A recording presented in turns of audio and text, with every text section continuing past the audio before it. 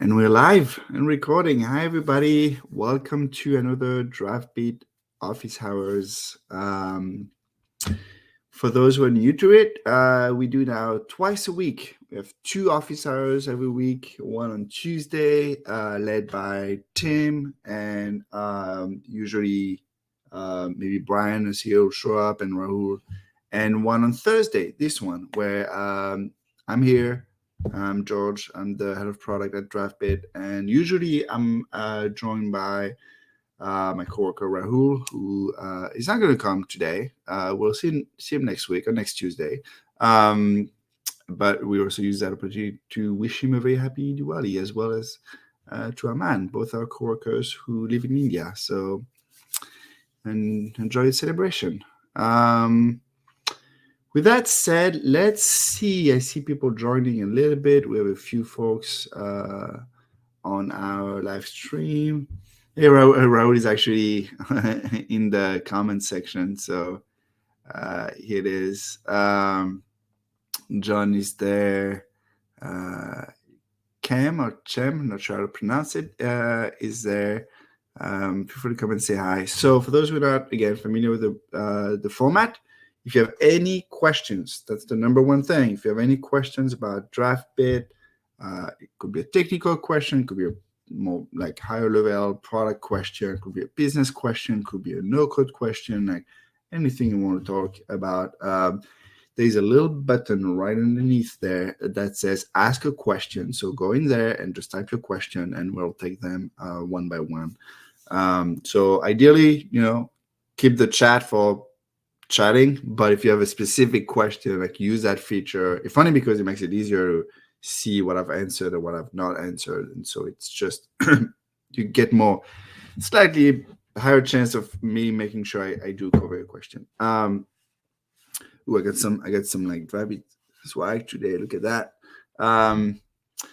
So, and in the absence of question, when what we typically do, to give you a little bit of context, we go through our community site. So at Draftbit, we have a site for our members, our users. That's community.draftbit.com, and you can go there, and there's ask for help section, and people ask their question asynchronously throughout the week. And so, during those office hours, it's also a good opportunity to answer those questions one by one. The one thing, I'll put a couple of constraints before I dive into it. There's 2 things I try not to do too much of during those office hours. Is if you're asking really a question that require work on like a separate tool, typically if you have like a backend question, you're using Firebase or Xano or Airtable and you have an issue there, feel free to ask it. I'm like, and if it's quick enough and easy enough, I'm very more than happy to take a look and try to unblock you. If it's a more involved answer, I might just redirect you towards those folks, those companies. It's funny because we're here to talk about Draftbit and don't want people to just get on the talking about Airtable for too long, but feel free to ask. We'll take them one by one.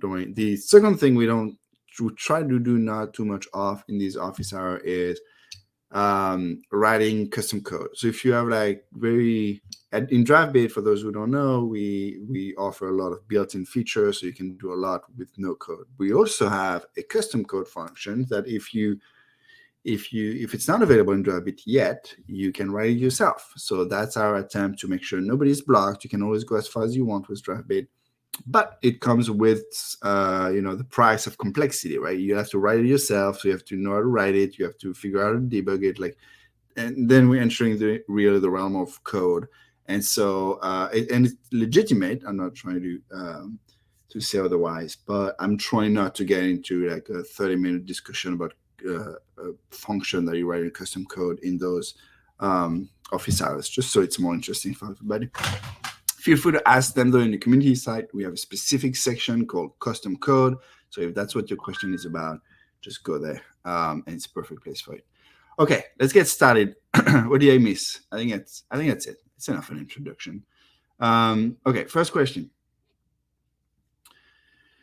Regarding the security and privacy of our Draftbit projects, Actually, before I do that, let me click Start Answering. All right, so John asks, regarding the security and privacy of our Draftbit projects, who from the Draftbit team has access to our projects? So I'm trying to parse the question a bit and try to think of what John means with access to our project. We do,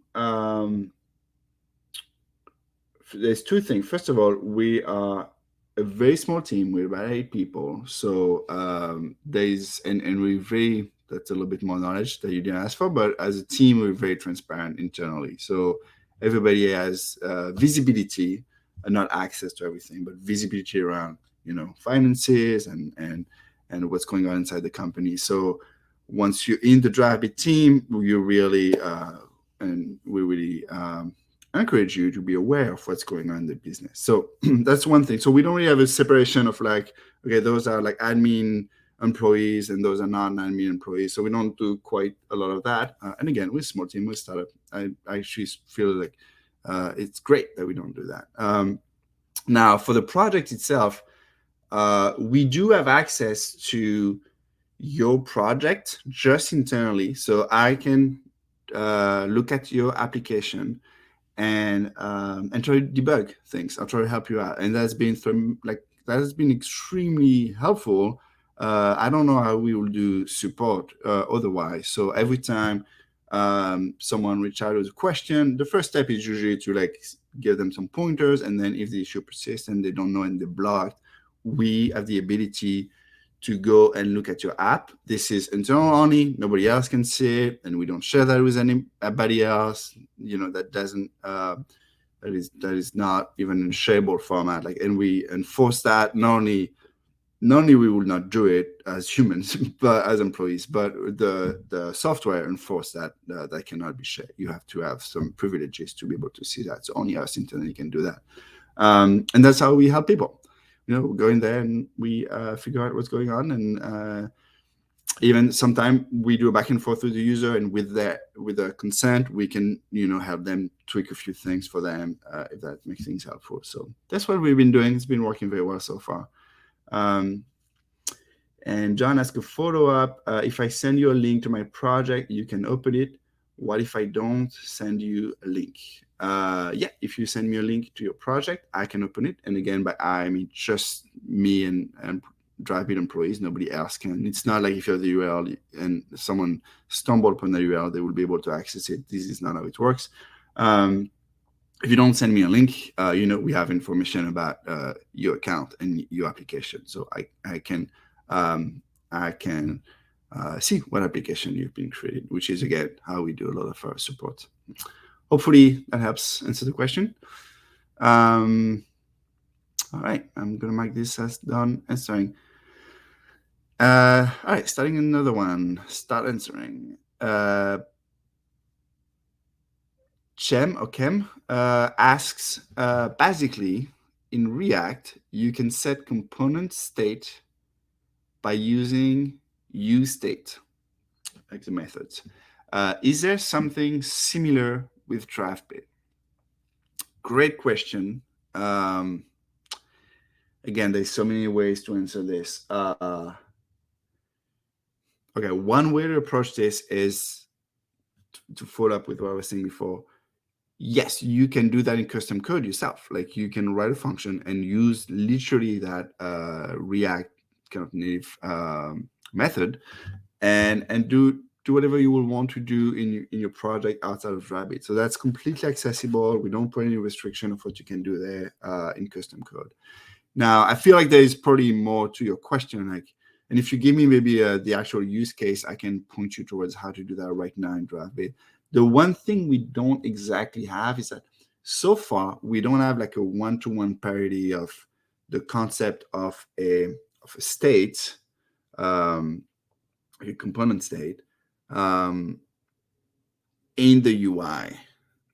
We use variable that we can pass back and forth in different places of the UI, but the notion of state exists in the code that is being generated and exported, but it's not the most, it's not really apparent from a UI point of view. That said, I'm going to give a little bit of a preview, a teaser. We have been exploring the notion of surfacing like screen level local state that you can define in the UI. So you'll define the variable. You'll say like, this is my my user preference about whether or not a user wants to do push notification. So that it's the variable is like, once push notification does one, yeah. Anyway, and it's a Boolean, it's a true or false, whatever it is. You have a state, and then you can use then that state in many ways. You could map it to a specific component, to like a switch component if you want. So you say, you know, that Boolean state that I set up earlier, like put it into the switch component, and then you know, it will be controlled by that switch, like true or false. You can use that state somewhere else. You can do actions on it. So it's a little bit difficult to explain that with words. It's really more of a visual thing. We've been, like I said, we've been exploring this. We have work in progress. We hope to be able to share something with the community soon, hopefully in the next week or two. We hope to have more to share on that front. So stay tuned for that. And the follow-up from Chem, okay, let's say I want to update some text. After I press a button, is setting a global variable the way to go? Let's say I want to update some text. After I press a button, is setting a global variable the way to go?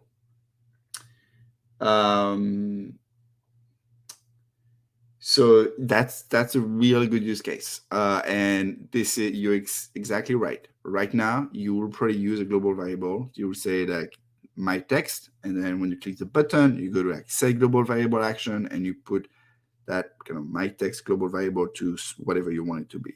And then you can also display it on the screen within the text component. You can do the double curly bracket thing and put a variable there and map that variable to my text global variable. So what you're describing is how you will do it today. And like I said, we're working on a way to make that more powerful with those screen level, like local states. So yeah, again, stay tuned. I'm glad that you're excited about that. Okay, done answering.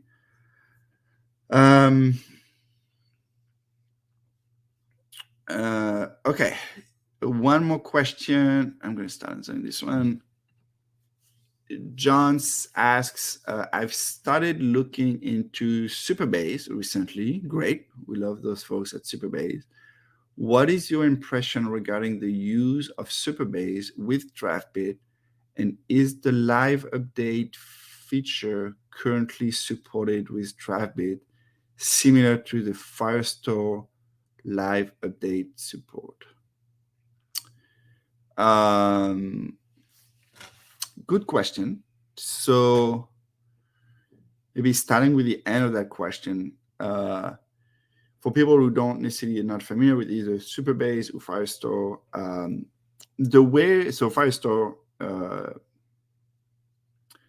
Firestore is the database that we've been integrating, which is part of the Firebase suite, which is a backend from Google. And Firestore database is what we've been integrating slightly more natively in Draftbit. And because we've been doing that slightly more natively, meaning with like the client that we have included in Draftbit, we get one of the biggest, if not the biggest value you get from a Firestore integration is this concept of like live update or like real time. So, you know, I'll do something in my backend and it'll be reflected on the front end. You know, there's nothing magical there. That's technology has been around for some time, but like, and it doesn't really matter how they, you don't have to worry about like how it's done at a low level, whether it's, you know, through keeping a connection open or so like a pull mechanism every like 5 seconds or whatever it is. But from a user point of view, you get that sense of like, if you want to do a chat, for example, another user update the backend with their message, and then I'm getting that backend right away without necessarily having to refresh or click reload or whatever. So that's great, and Firestore does that because we've done that integration. We haven't done We haven't integrated the Supabase client yet the same way in Draftbit. So you will not get that kind of built-in from Draftbit. You will still have to either build it yourself as custom code or rely on some kind of a refresh mechanism. So I guess the beginning of the question is my impression about those things. I don't care too much about it. Let me rephrase. I do care a lot about it. I don't have a strong opinion on that front. I think the real thing is really the real time aspect is really cool. One caveat though is that we've seen some user wanting to use Firestore, like the database that comes with the Firebase backend. But I think that works really well when it's kind of part of the whole Firebase ecosystem. So if you do auth with Firebase and you connect that with Firestore, then you have a more powerful thing going on. If you don't, it gets a little tricky because you have to do auth somewhere else, and then you have to like figure out how to connect those two backend.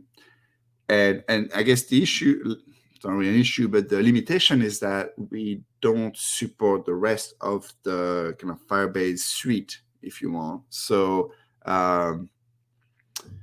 so for that reason, I just want people to be aware of the limitation of Firebase. And if that's great for you, if you're just looking for this kind of isolated backend with some real-time capability, awesome. If you, whether or not realize it, but if you're actually looking for the whole Firebase suite, that's going to be a little bit more challenging because we have some limitation there. So just be aware of the decision we make. It's like every backend. When you decide to integrate a backend, they all have their plus and minuses. Like Airtable is really easy to get started with. It gets pretty tough when you want to actually do authentication /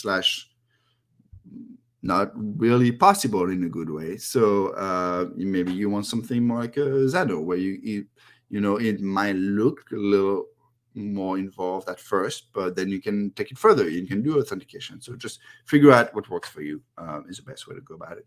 And if you have a specific question about a specific feature, a specific integration in Draftbit, feel free to ask. Okay, one more.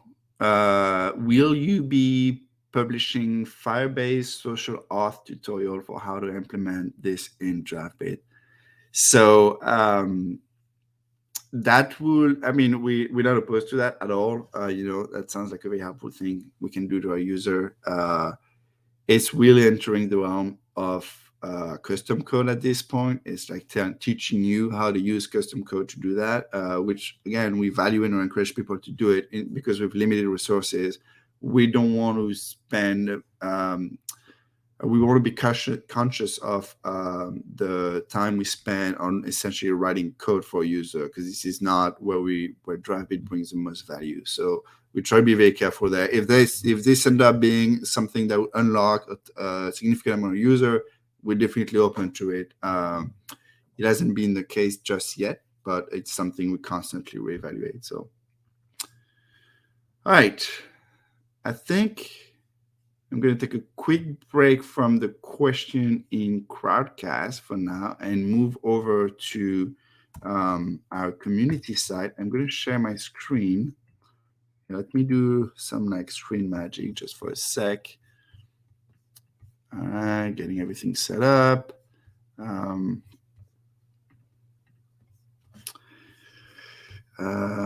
Share my screen.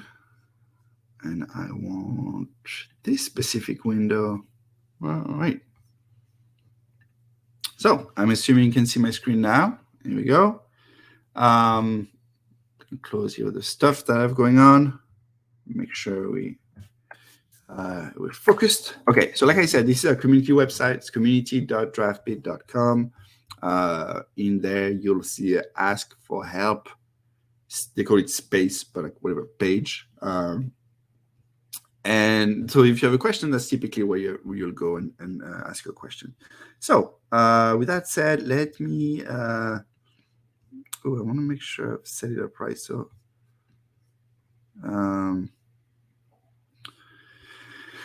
Okay, so let's start. Some of those are also already been answered, so I'm going to discover as you guys do. But bear with me. We'll see. Patch Boolean in Airtable with button. Patch Boolean in Airtable with button. Okay. Error team. I'm trying to use a button that will toggle a checkbox in Airtable. I've seen a patch endpoint. Yes. In my screen, I have a button that has trigger on press and an action for corresponding API request. Okay. So I've tried leaving the transform with empty with pause boolean nurture. I'm doing it wrong.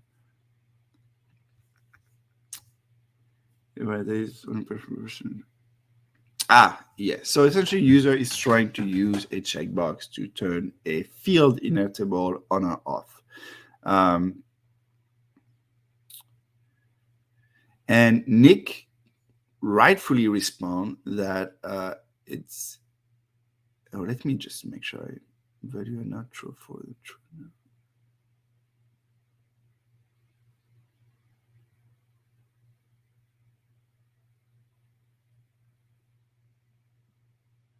You pass the answered value to Airtable on button prior.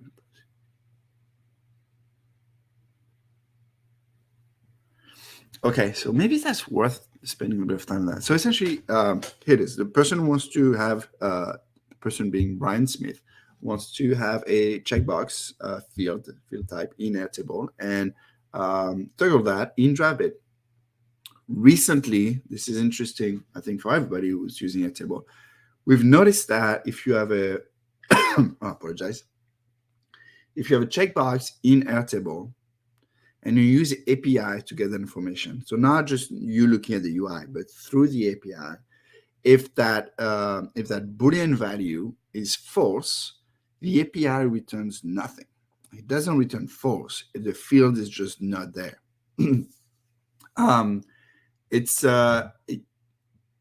It feels odd. Like I'm trying to give the benefit of the doubt and wonder if there is a reason for Airtable to do it that way. As a user, from my point of view, I don't quite see it. But regardless, the challenge for us is we're essentially not getting the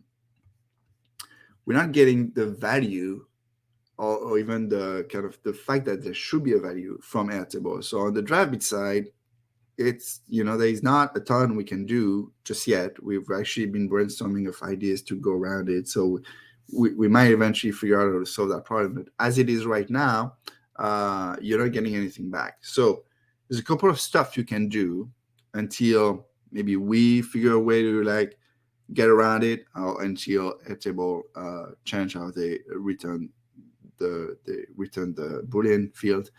The two things you can do is change the field type in Airtable to not be a Boolean, but instead to be like a text or a single select or thing like that.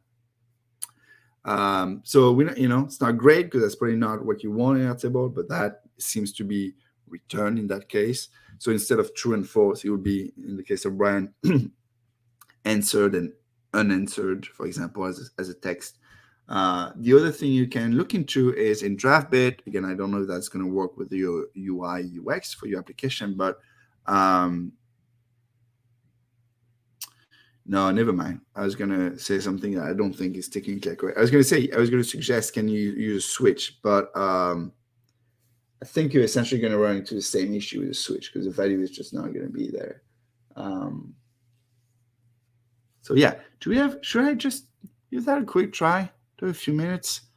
I'll give that a quick try. I'll reread to make sure I'm actually answering the right question, and then I'll give that a quick try on Airtable. Thanks for a quick response. I've updated my Airtable with single select for answering, and it's a super new question, but how would I pass? Okay, so essentially now the user have done the first thing I mentioned, which is also the thing Nick originally suggested. Don't want to take credit there. To change the Airtable field. So, let's give that a try. Here's my Draftbit. Here's my Airtable. I'm going to create, how how are we going to call it? We're going to call it patch boolean with Airtable button. That way we know it's this question. Okay, blank app on my Airtable side. I'm just going to do, I have this test here, which is just one table with task, and there is a boolean here. So we're going to try both. We're going to try. So this one is the field type boolean, which is what is not going to work if we do like T checkbox, which is essentially boolean.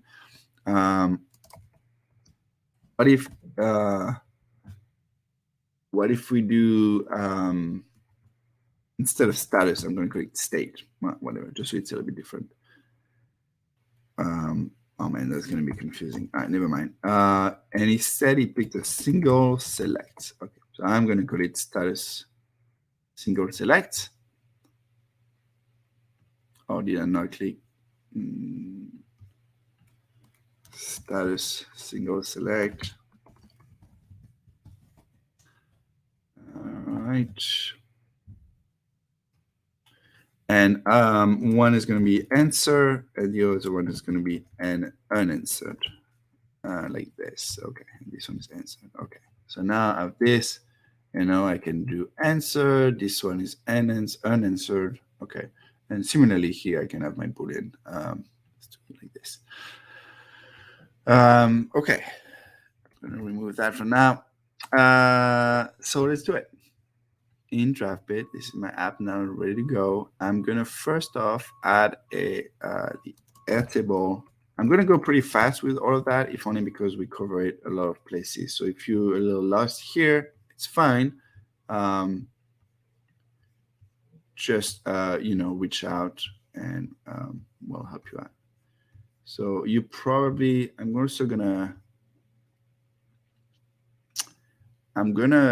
add my Airtable API key outside of that screen share, so you're not just all seeing it. If you guys don't mind. So give me a minute. I know you're not seeing what I'm doing right now, but it will be just until I add that Airtable API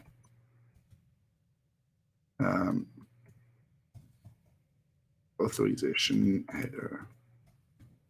Okay, and I'm gonna get it.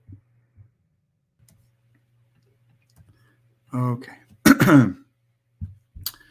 Let's save that. Now I can go back here and I can go back into sharing. Oh, this one. I think you can see my screen now. Okay. So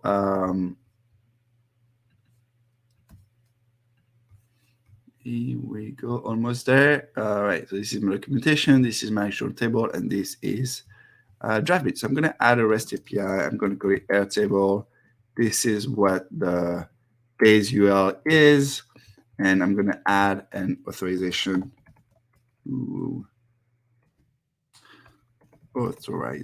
header here. And that's the variable I just created when you were not watching. So here it is. And first, and you get all the information from the documentation, obviously. So here I want to list all my tasks. So this is a task. I'm not going to do any of the formatting or the filtering. Sorry. Okay. So I'm going to skip over that because that's a new feature we're listening, and I don't want to distract people. So tasks, and it's a get, and that's the endpoint, and that's essentially it. I should get all my tasks. Okay. Task web, task Android, task Android. Okay. Save. Now I can show that on my page. If I do a fetch, and in my fetch, I'm going to call that Airtable service, that task. Now I'm getting all my results in a list, as you can see. I need to iterate through those, so I'm using the list component. And in my data, I've got to set up whatever list I want to iterate through. And now I should be able to see, at least if I put a text component, it should be able to show the name. And that's it. In about 30 seconds, I was able to show all the data that's coming from Airtable into Draftbit. Now, the real trick is that what you want to do is add like a switch, like a toggle or a checkbox here, right? So first thing we're gonna do is we can show the status. All right, so this is a status. This is the regular one. And this, I'm going to also create status single select. Status single select. Okay. So now I see am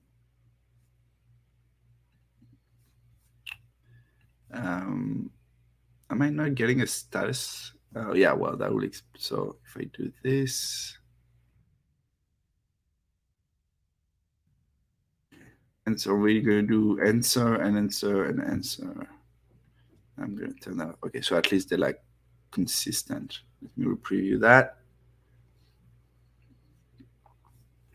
Okay, I'm going to put a little like divider in between those so you see better. Okay, so the first one is task web. Task web, you'll see, so it's actually being returned, if I'm not mistaken, as a Boolean, which is why you're not seeing anything. So let's try to transform that into stringify. Okay, so now we took the Boolean and we turned it into a string. Because if you just put a Boolean in text, it's not going to return visually. So anyway, this is our name.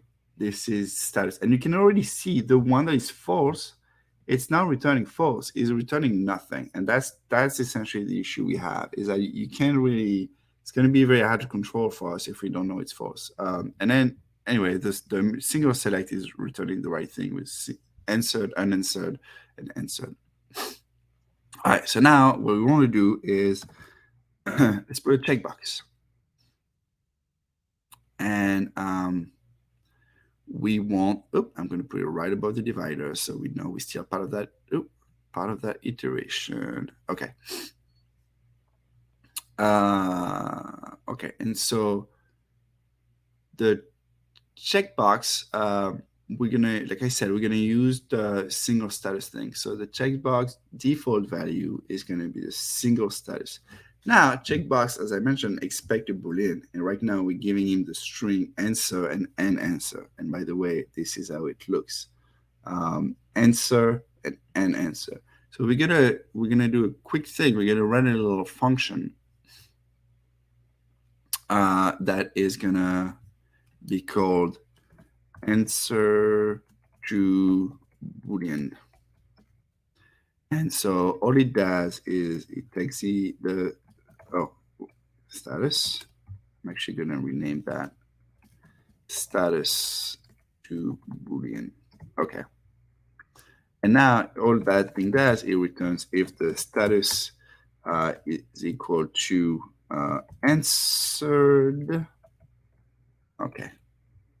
That's, I mean, it's true, otherwise it's going to be false. All right, I think that should work. Status to Boolean. Okay. So going back to my checkbox, my default value is going to be that, and I'm going to pass it through status to Boolean. Right.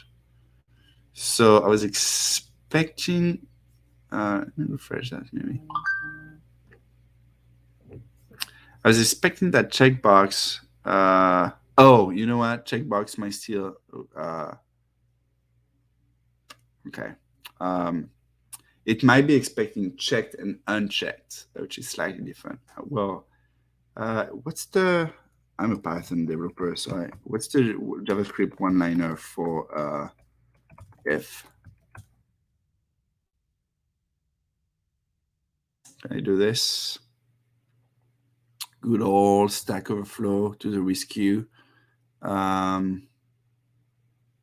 never mind. I'm going to do real if. Does that work? Or is it? That's essentially what I want to do, but you know what? Let's give it a try. Okay. So if status equal answer, we're going to return checked. And if not, we're going to return unchecked. Let's give that a try. No, still not. What am I doing wrong? I won't take any risk. I will just do if this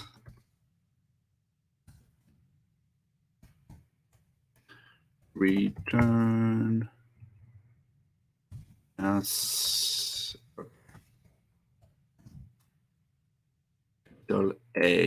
capital A. Yeah, I know it's a capital A.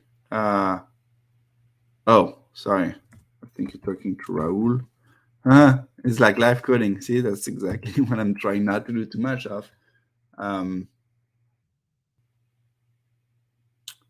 Raul said, I thought that's what I did, right? What Raul just posted, checked and unchecked. And if, let me try that very quick. That work? If that doesn't work, I'll follow what my friend Rahul said, but I'm not sure I see how that. Oh no, not this. Okay. Okay, so that's.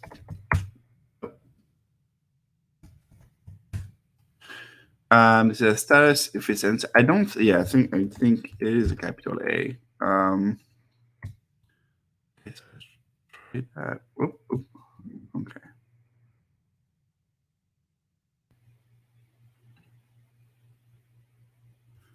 Let me double check that it's being returned. So it's answered or unanswered. That is a little odd. Did I map that correctly? So that checkbox as the default value is a single select. And then I'm running that into the status to Boolean.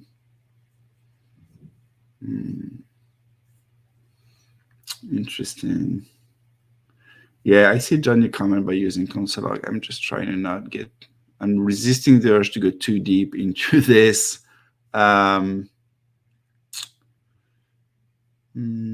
could be going on?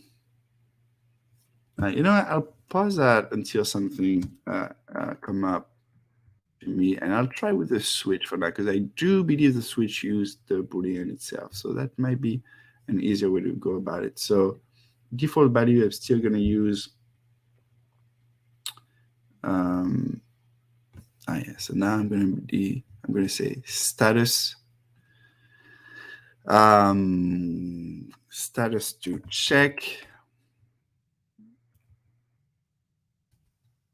I'm going to save it like that, and I'm going to do another one that is actually.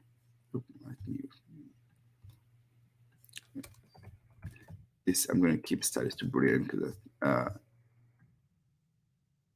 sorry, this one is status to check. There you go, because it's moving the status to check or unchecked. Okay, I'm going to do a very similar function that is status to Boolean.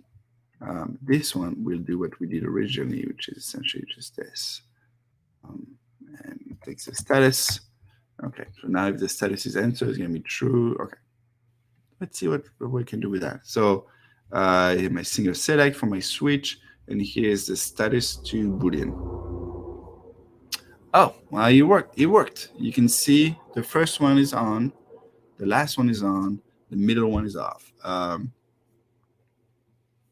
Raul mentioned it might be an uppercase for the check as well. Look at that craziness. Let's see. Maybe do I need to status to? Yeah, I'm not sure that worked either.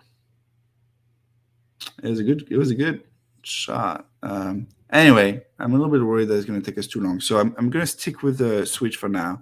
But essentially, here it is. So you got your switch, And what you want to do is not just display the default value, but you want to change the value, right? Do something when it's toggled. So for that, we're going to do an API request, but we're going to need another endpoint. And so I'm going to go in my data tab in my Airtable service, and I'm going to create one that's just to update the task. And the way, if you look at the API, I'm going a little fast to catch up here, but update a record, the way you update a record is you pass it all that information. Right,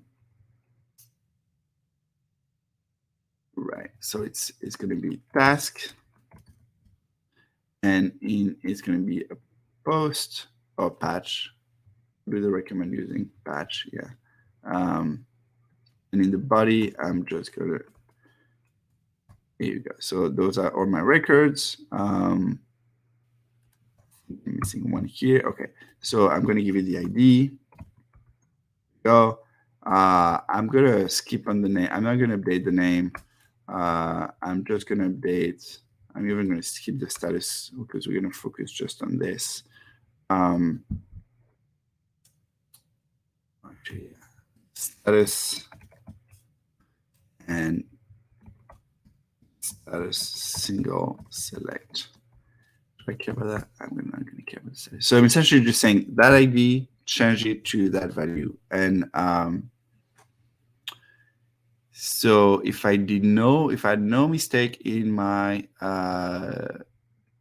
JSON here, the value should pop up. So I'll probably imply that, oh, here we go. I was missing a comma. So that makes sense. As an example, we're going to try to update the task web is the first one. So we're going to use that ID. And I'm going to call it, right now it's what? It's answered. It's answered. I'm going to call it unanswered. Unanswered. Okay. So that now we can still have my API. Okay, let's turn that on. All right. And now, see, you even saw my little face here for just a sec. Now it's going to unanswer. So that's how we're going to be able to save it or patch it. So now here I have this patch method that I can endpoint that I can now use. And I'm going to give you the ID of the task I'm currently iterating through, which is this one. And I'm going to give it the value of the switch. Now, when we got the information, we had to transform it from the string that we get from Airtable into Boolean. Now, the component is giving us the Boolean, and we have to transform that into a string. So I'm going to pass it the Boolean, but I'm going to have to transform it. And so I'm going to do third and last one second.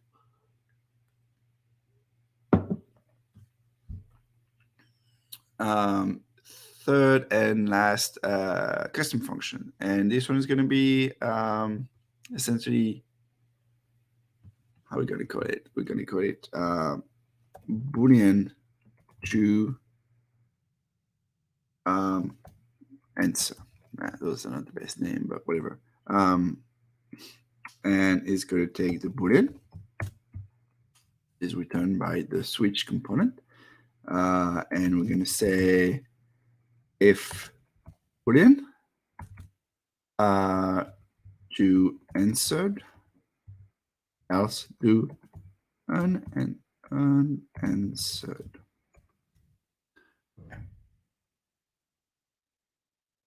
Give that a try. So yeah, here, instead of just sending it the value of that switch, I'm going to run it through Boolean to answer. Okay, so now I've got task web is unanswered.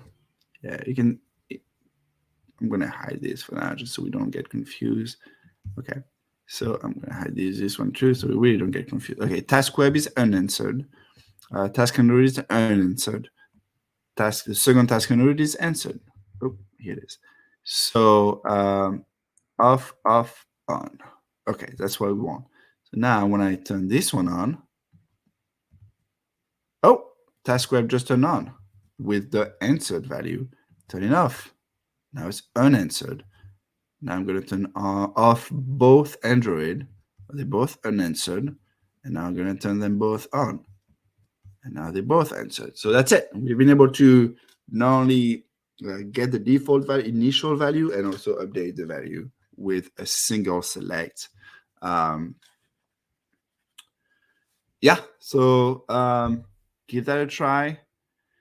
You might be able to even take what I don't want to spend too much time on it, so I'm going to move on. But you might be able to take what I just did with that switch and make the checkbox work through transformation. So yeah, give that a try and reach out to us if you're blocked or anything like that. Okay, that was fun.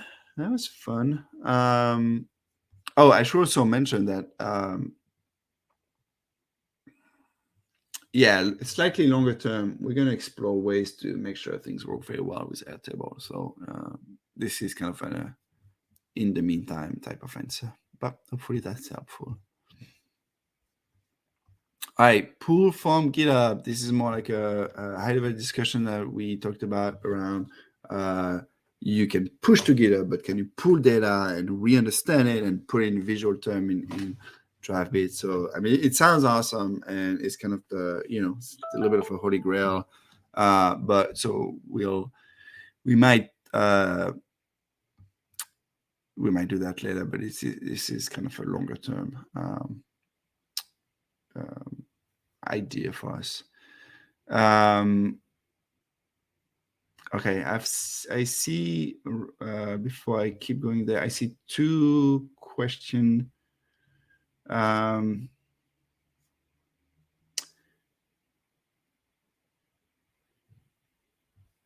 going to start answering question in the crowdcast for a sec. So putting aside the... okay, before I feel bad for not having given a proper answer to that. So I'll give a proper answer to that. So pull from GitHub. The idea is that you write your code in GitHub, in Draftbit, sorry, and you can push that code to GitHub, and that's awesome. I think the question from Raphael was, can you do it the other way around? Like if I write some React Native code in GitHub on my own, can I just almost like import it or pull it from GitHub and have Draftbit, the builder, understand it all and like visually show me what I've done in code? Like I said, this come with a great amount of complexity. It is definitely not something obvious because you need that like two-way sync between code and design and interpretation of code and all that. So it's a kind of a long-term play, not only just for us at Draftbit, but for a lot of no-code tools in the industry. So we don't support that just yet. The one thing I did mention in the comment for Raphael is that my personal workflow using Draftbit has been, I'll do my app in Draftbit, and then I'll push to GitHub, I commit to GitHub.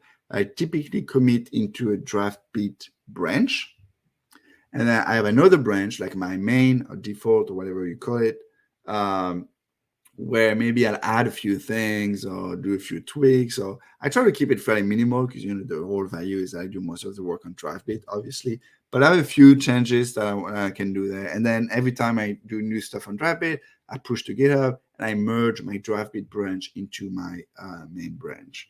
And then from main, that's where I usually go about building and publishing my app. So that's been kind of my workflow. That works pretty well. It's kind of a way to interact between your like coding world and your no code world. That's been pretty good for me. Still not a full like two-way sync, but again, something for down the road. All right. Hopefully that's a better answer. Now I can go back to other question. So another question from Kamachem. Can you point me to any best practices to add animation to my Draftbit apps? What is the performance like compared to competitors like Flutter? Good question. So we don't currently support animation as a built-in thing. So if you want animation, you're gonna have to rely on custom code to do it. And I'm personally not an expert in animation or anything like that. So I don't have a great list of pointers for you. I keep hearing about Lottie. So I will look into that. Or 2T. I believe maybe it's not even what I think it is. Anyway, my guess is as good as yours. Well, my guess is pretty worse than yours. So yeah, do some research, try to find the right package that works for you, and try to integrate that into Draftbit. I'll be curious to hear. If you do some cool stuff, let us know. That's exciting. And so for that same reason, I have no good information to give you about the performance as it comes to, as it relates to animation specifically. Okay. I'll take an easy one here. John asks, can you tell us a little bit about the history of the Draftbit?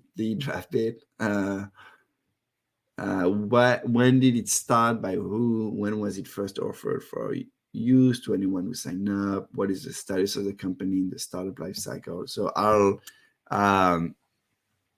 we've actually done some like interviews and things like that when we go over the stories. It's a great question, and I will genuinely love to talk about it for a good amount of time, but in the interest of focusing on unblocking users, I'll just refer to you to different if you go to YouTube and you search Draftbit, you'll find some interviews. I can tell you one that Donald, who is the co-founder and VP-Eng, and myself did a little while ago. What is it?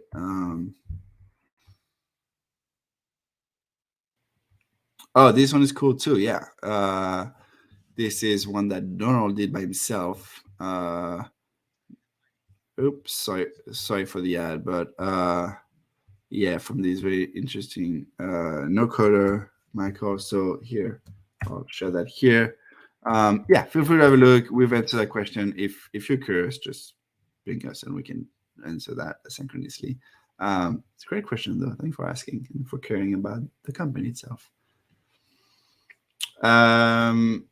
Okay. Another question. What's the best way to implement a refresh on a fetch in Draftbit? So I have a quick answer to that. We've experienced before with having a refetch action and things like that. That was always just experimental. We are in the process. I don't know if we've communicated that a lot, but we're in the process of really integrating React Query inside Draftbit. And you'll hear us talk a lot about that over the next few days and weeks, because it's a big deal. It really unlocks a lot of things we can do from like a data and fetching data point of view. So this will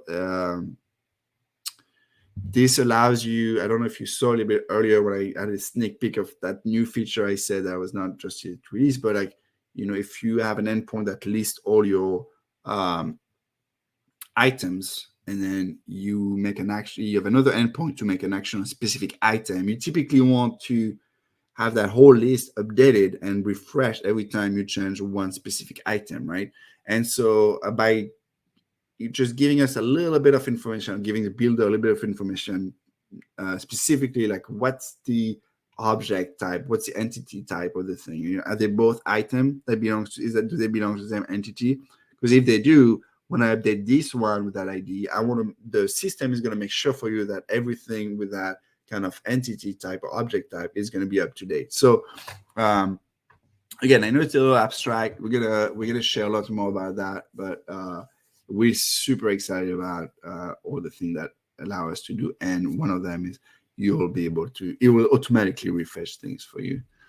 All right. One more. Are there any showcase apps or case studies or of companies using Draftbit? It's a great question. There is, I guess, is the very quick answer. If you go to the community site, you see that showcase space page where we're starting to have a few folks now talk a little bit more about the app they've built. And if you like, this one is particularly interesting where everybody talk about the apps they've been building. I think we've also made slightly more kind of proper case study around a couple of apps here and there. So yeah, I'll share all those links in the chat, but feel free to take a look at those.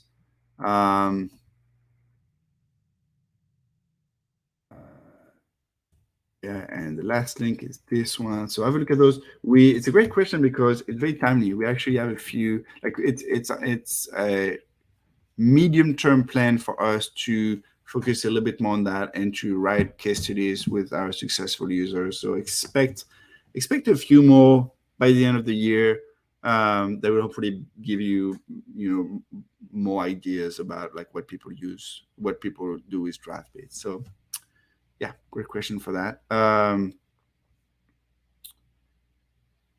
Yeah, done answering. Cool. Couple of minutes. Oh, I'm at time. I wanted to spend a little bit more time on the community. Let's see if there's something quick on the community, even if I go slightly over. How to add people in collaboration space. This is like a logistic question, so I'm going to leave that on. Closing keyboard, I won't cover it, but we are aware of some challenges around closing keyboard. So I don't have the best answer for you just yet, but stay tuned. We're going to hopefully have something better. This one we answered. Maybe I can do this one quick. Has this been answered? Oh, it was answered the last office hours. I guess we're getting to the point where my teammates, Tim, Brian, and Rahul already answered some of those questions. So I'm going to stop here. Apologize for speaking through my nose a little bit. But thanks for all the questions. Like I said, we do those twice a week now on Tuesday and Thursday. And I highly recommend you check out the Crowdcast page for Draftbit, where we post the one right now. See, this is the one happening right now. We post upcoming events, so you can already register and see what's coming up in some of our event. And by the way, our events are not only office hours, but the Draftbit Sprint Demo Day and stuff like that. So they're all here. And we typically see those are the past events you can check out. Also, highly recommend if you interested in those things that you check out just Draftbit. Where would that be? Just our playlist. So we have a playlist for. Never mind. I'm looking at my George account. So, this is Nick with Draftbit. So we have a bunch of playlists, one for office hours, one for how to. I'm going to try to put more stuff in it. One on how to build stuff with Draftbit. So yeah, we're pretty active and rich YouTube channel. So take advantage of it. Yeah, that's about it. So I will see you next Thursday, but you have another office hour coming up on Tuesday. All right. See you all. Bye.